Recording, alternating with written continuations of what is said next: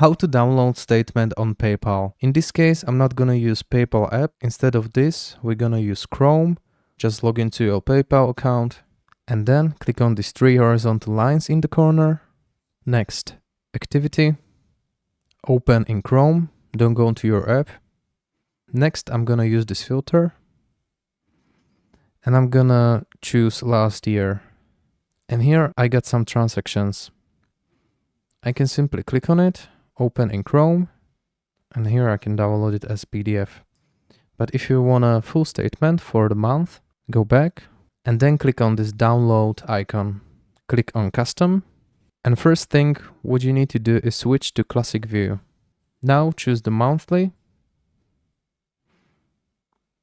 And here we got every month this year.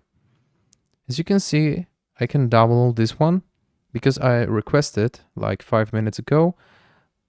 So what you need to do is just simply request PDF, and it's gonna take like 5 minutes, and then you can download it like this. And this is your statement from October. Thanks for watching. Have a nice day and see you later.